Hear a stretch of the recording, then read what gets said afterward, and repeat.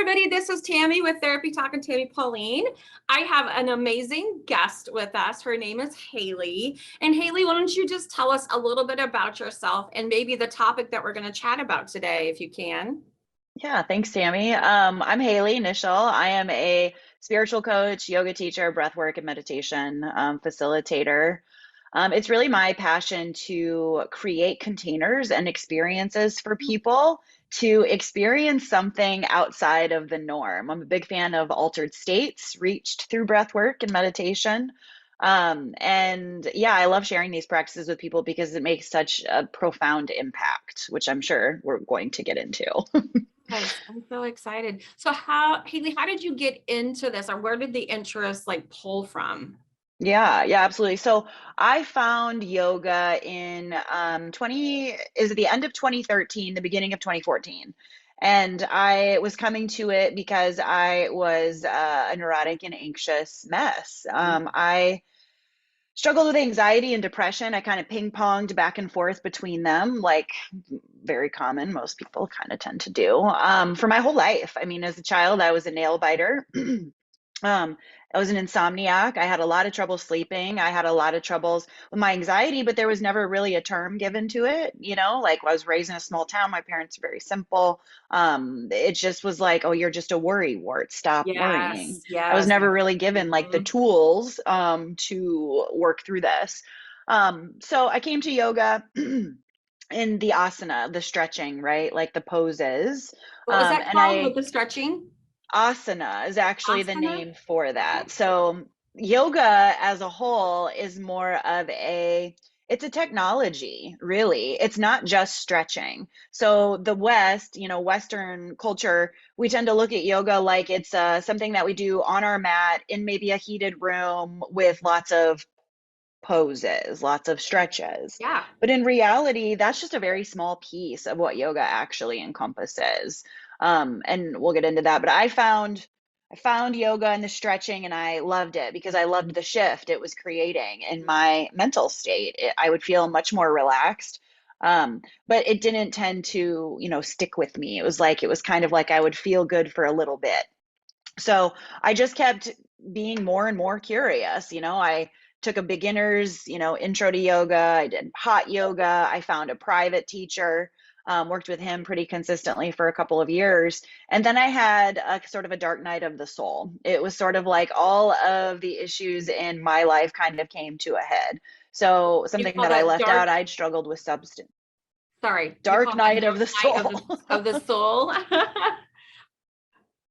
Yes. Yeah. Sort of like, a come to Jesus moment where I was just like, what am I doing with my life?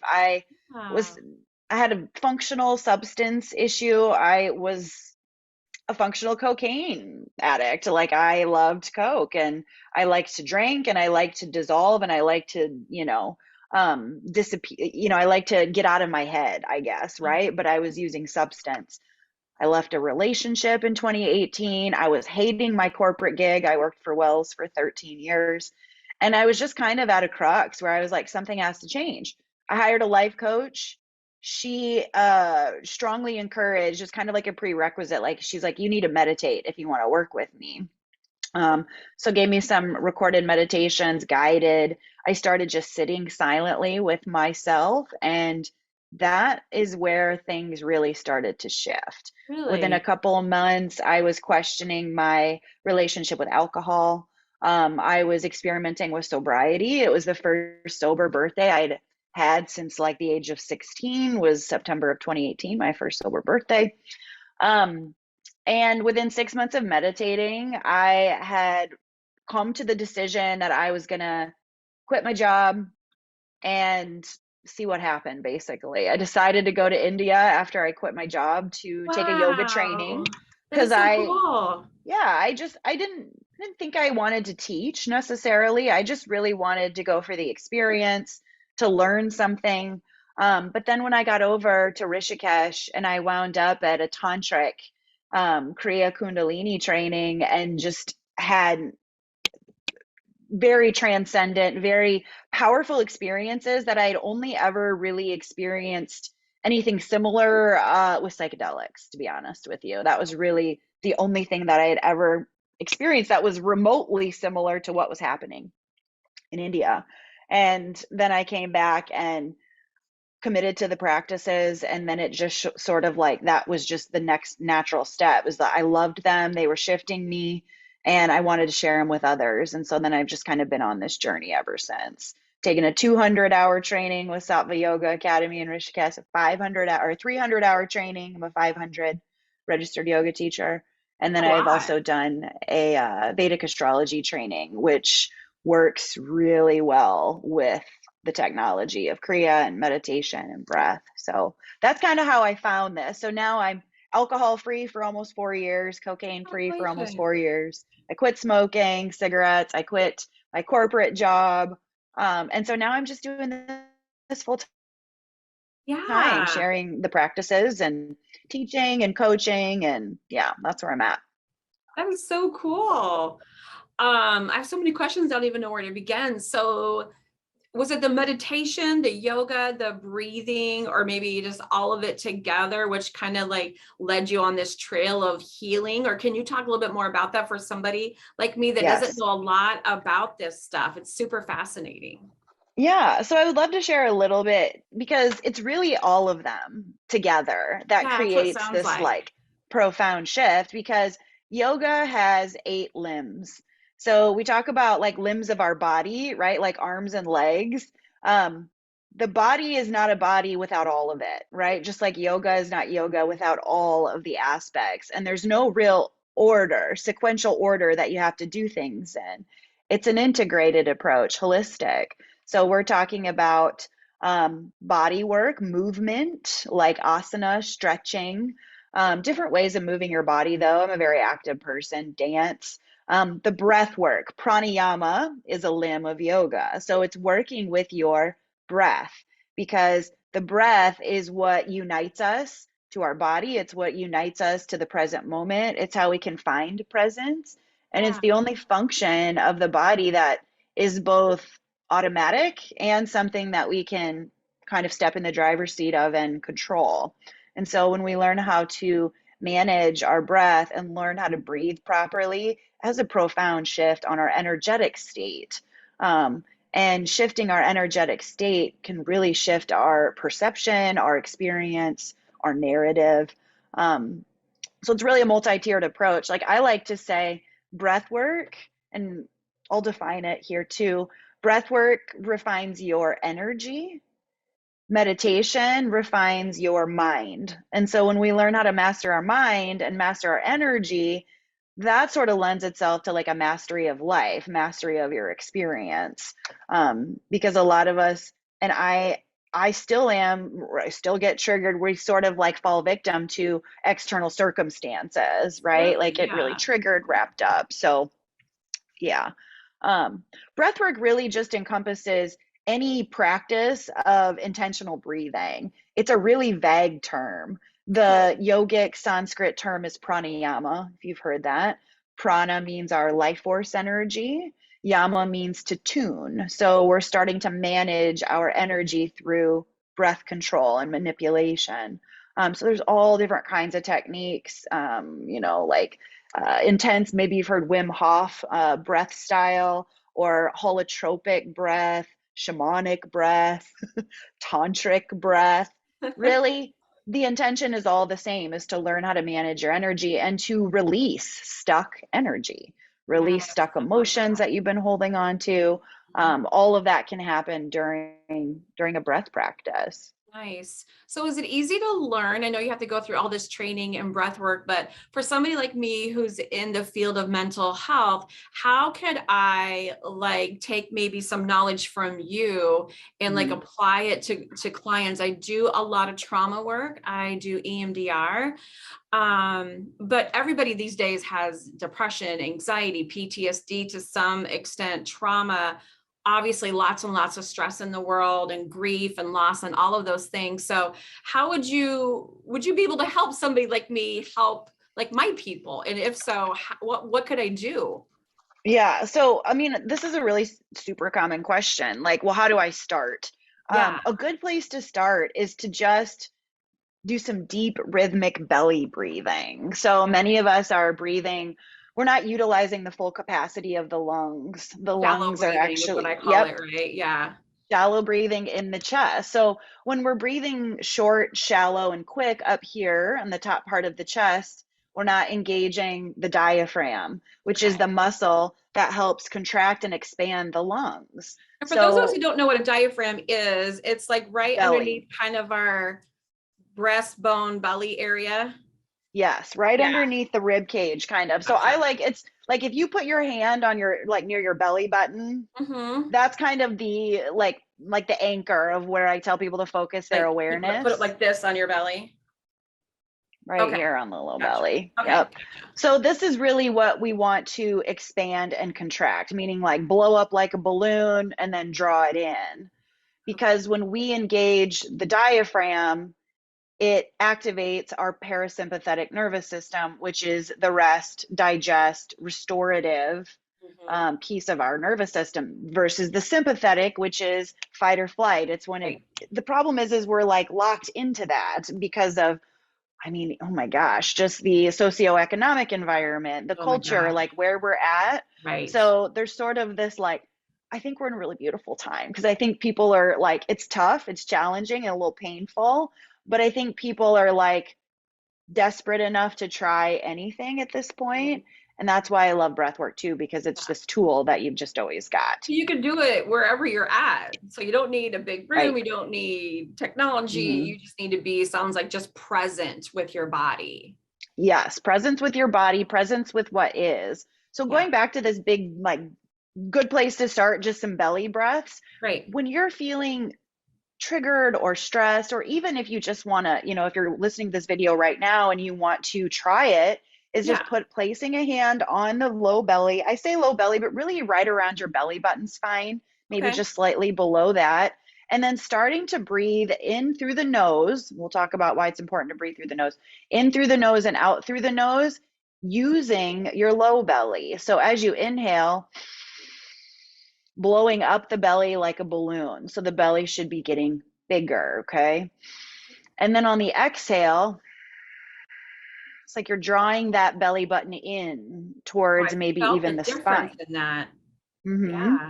So you start to think of even your belly button as this pivot point, okay? You're blowing the belly up on the inhale, drawing in the belly on the exhale. And I encourage people when they're doing this, you don't have to time the breath, you don't have to count, you don't have to do anything fancy, but make sure that you inhale until you can't inhale anymore. And then you exhale until you can't exhale anymore, because that is the reason why many of us are not getting a deep breath, is because we've got stale air stuck in the lungs, Yeah. not getting Makes that sense. full exhale. Right. Huh. So then, like, so we're doing the belly breathing. Then are you thinking about just the breathing itself, or are you thinking about like where you're stuck at, where you're going to having some emotional stuff that you want to release, or how do we incorporate that? Well, that comes with Okay. some time. So the awareness that you want to have as you're practicing belly breaths is just focusing on your breath awareness. How does it feel when it comes in through the nose and out through the nose? Are you noticing any bodily sensations? Is there any strain? Do you notice where something might feel tight? So some of us, a lot of us carry tension in the shoulders, Yeah. right? Or the low Okay. back. Right. So just noticing everything without judgment or analyzing it or overthinking it, right? It's just like, oh, isn't that interesting? And that's kind of the guidance that I give people when they're just being aware of the moment, You're is just going to just observe, right? observing, just Yeah. witnessing. Hmm. So that's a really, even just turning your phone off airplane mode, set a timer on it for 5 minutes so you can just sink in and breathe deeply with the belly. And I guarantee if you are breathing deeply with the belly, within a couple minutes, you're going to feel different. You're going to feel more grounded, more stable, more calm, because Hmm. that slow, deep breath has sent a signal to the heart rate to slow down, to the blood pressure to stabilize. So it can really shift us from a triggered state into a centered state. Yeah. When it comes to healing and like things like anxiety, depression, mental health. So sitting and doing 5 minutes of breath, we know that's not going to fix anything. But what this is it's a breathwork practice. You're practicing presence. You're practicing stabilizing your energy. You're practicing grounding so that when you get out in real life in a real situation where you're triggered, maybe at the grocery store or in your car, your nervous system, your breath, your heart rate, your blood pressure naturally comes into a place of equanimity instead of just shooting through the roof. So it's basically consistency over time. And of course, this is a very basic technique, right? Deep belly breathing. Then we start to get into things like counting the breath, timing the breath, learning how to control the breath to inhale for a count of 4, let's say, inhaling for a count of 4, and then exhaling for a count of 4, inhaling for a count. So timing and matching the length of the inhale and exhale. So that's another one. So we have the belly breath, and then we have the timed breath. So you could do a 4 to 5 second inhale paired with a 4 to 5 second exhale. And so when you match the inhale with the exhale, it creates incredible grounding. When you make the exhale much longer, so say you do a 4-second inhale and an 8-second exhale, then we are sending a direct message to the parasympathetic nervous system that we want it to click on. It's more tranquilizing, okay, more soothing, even more calming than the equal, the one-to-one. So those are just 3 really basic techniques that I share with everyone when they're like, where do I start? I love it. Definitely. And then, go ahead. And then as you become more accustomed to working with the breath and seeing what comes up for you, because it's very common even in this deep breath to maybe experience some emotions. When I teach class, the major emotion that gets brought up when we start breathing deep, because think about it, the body's moving into a state of relaxation. The mind follows suit. So anything that needs to be addressed or felt might start to come up. So feeling emotion during breath work is very common, and lots of people cry because the most common emotion that we repress is grief. Right? Because other people struggle to watch our grief, so we hide it, right, to make other people comfortable. So usually there's a lot of tears when we do breath work, and that is perfect, right? There's stress hormones in tears. It's a release of energy. It's beautiful. Some people get angry. Some people get frustrated. Some people judge themselves. Am I doing this right? I'm not doing it right, right? And so the intention is to just witness, right, what comes up, because it's just old stories. It doesn't really mean anything. We're breathing. So anything that comes up, we're just witnessing. I like that, witnessing. With anxiety and depression. So when we get into, like, because I've given you these very basic ones, there are thousands, maybe even tens of thousands of different breath styles, because you can manipulate it endlessly, right? Timing it, holding it, combining it with movement. And that's tantric breathwork. Kriya is a lot of like combinations of movement and your focus. Maybe your eyes are pointing up and then they're pointing down and then they're pointing to the side and to the left, similar to EMDR. There's actually a lot of practices where we move the eyes, matching focus to different spots. So what it does is it allows all of the layers of the energetic body to sort of calibrate, right? Like everything gets in alignment. We feel a little bit more peaceful, more at ease, and then those emotions start to flow. So for me, when tying it into mental health, it's really about releasing stuck energy, stuck thoughts. It's when we do more intense styles of breath work, like the psychedelic breath work that I share, it's laying down, it's a long period of time, very deep, very intense, that can bring up some pretty uncomfortable events, situations, feelings for people. But we have to remember that like, you have to feel it if you want to heal it. A lot of the pain that we cause ourselves and suffering is because we're avoiding the feelings. This intensity around the feeling. So stop me anytime. I feel like I'm just No, you keep going, girl. You have so much information, and I'm thinking that there's no way we can probably even have this in just all one recording. So hopefully you'll come back and teach us more. Yeah, yeah, I would love to. And what's really cool is that with the depth and the different techniques, we can start to take on different practices that will shift our energy in specific ways. So there are breath practices that are very activating. So if someone is having a really hard time initiating, like maybe someone who's more in their feminine energy, who's more floaty and um, better at like the nurturing and creativity, but can't manifest or can't ignite or can't take action, there are specific breath practices that activate your will, that activate your commitment and your staying power.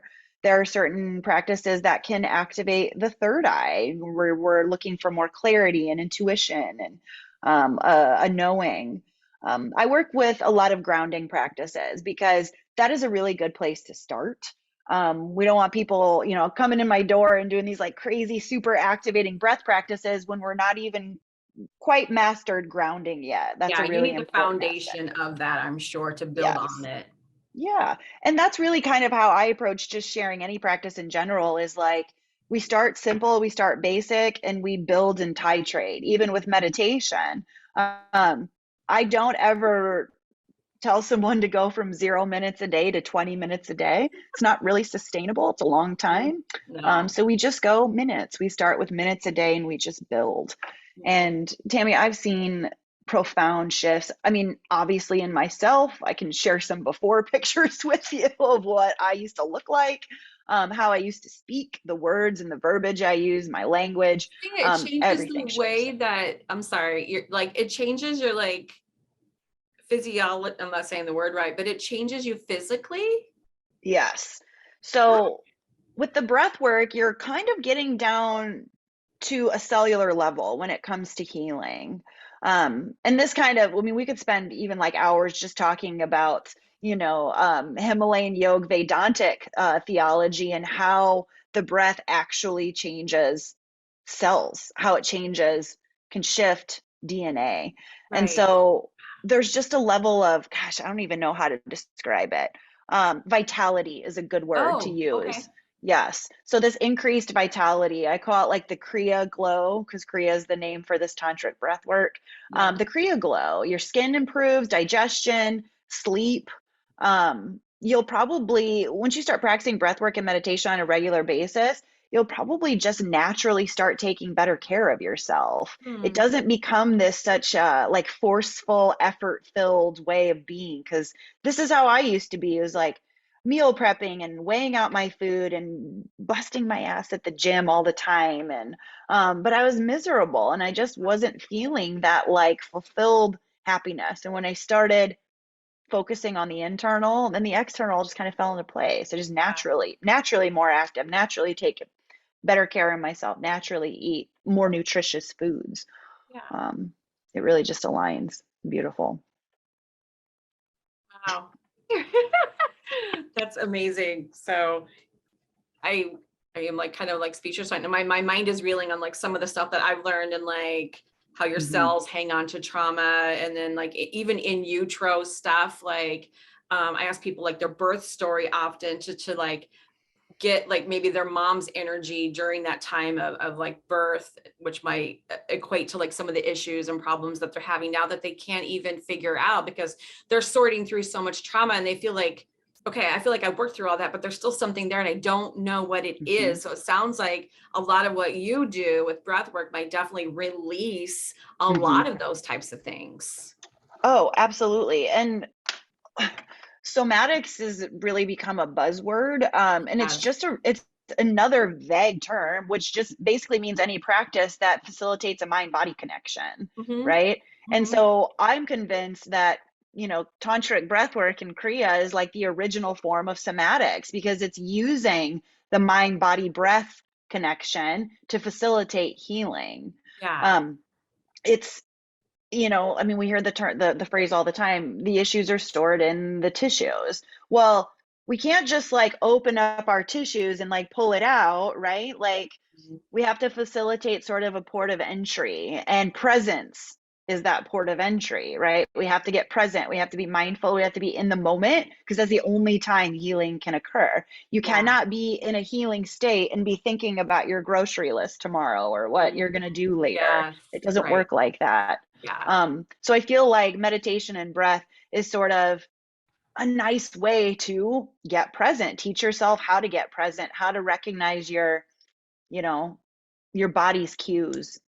So, Amazing. So Haley, how can people find you? I know you're in the Des Moines area. Do you have socials where mhm. people can connect with you Oh yeah. if they want to like learn more about it, or do you have a shop in Des Moines that I can send my people to or anything like that? Yeah, so I work primarily, I don't work out of any physical location yet, but I do have a website, breathofrebellion.com, which kind of gives you some more info about me and what I do. That was Um, Breath of Rebellion. Rebellion, yes, Love it. breathofrebellion.com. My Okay, I'll link Instagram that below. handle is just Haley.Niichel.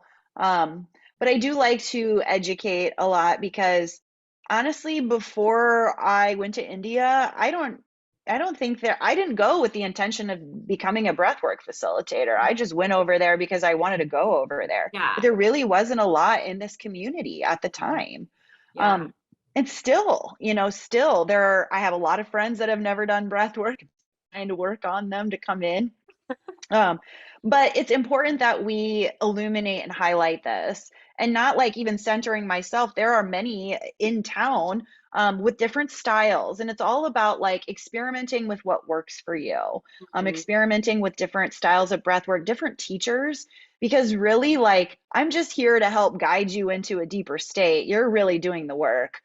So finding someone whose message, hits with you Yeah. is important because you want to resonate. You want to hear the message. So, but I do a lot of one-on-one work, group stuff. I teach virtually. I teach in person. Really trying to bring as many different like options so you can get into it, right? Mhm. Like my intention is to help people do it daily, really. Yeah. It's like, no, not just like 1 2 hour workshop a month. We want to do like 5 to 20 minutes per day, Yeah. right? And that's really going to create some long-term shifts.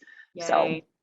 I'm thinking as yeah. you talk about this, I would think that it'd be really good for people to like monitor it and maybe journal like their experiences while they're Mhm. doing this. I think that would be very healing as well.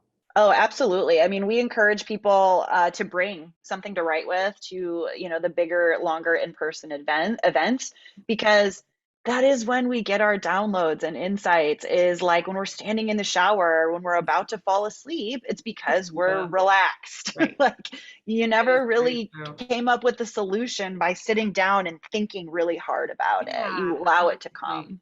Yeah, So, yeah. very good point. Yeah. Well, I have really appreciated this conversation and I've learned so much from you in this little bit of time. I'm going to link your website. Yeah. And I really do feel like we should probably do more conversations. Yeah. You are amazing. Any final thought, comment, question, suggestion, anything like that before I let you go? No, just I invite you, like, after watching this and bringing the breath up to your awareness, watch it for the rest of the day and see what happens to your breath as you navigate different situations because the breath will shift. Mhm. As you become more relaxed, it will deepen, it will lengthen, it will slow. And as you become triggered, if there's someone that really pisses you off or someone cuts you off in the car, watch your breath, see what happens, and then see if you can step into the driver's seat and manage it, control the breath a little bit. If you feel it getting Don't be a flighty and passenger. Don't sit in the back seat and let it yeah, control you. You control it. yes, exactly. So just play with it. Just be curious about it. Notice it. Because that's really the first step is becoming aware of it. That's why talk therapy is so freaking important because we can't change anything until we're aware of what it is. So Perfect. I yeah, I love would love to it. come back, Tammy. And I think I'll maybe even give you a short video to post for your Oh, viewers as well. absolutely. That'd Something be great. Yeah, guided. I would So love that. yeah. So awesome. Thank you so much. Amazing. We will link your website down below and then we'll promote you on our socials and stuff like that as well. So Yeah.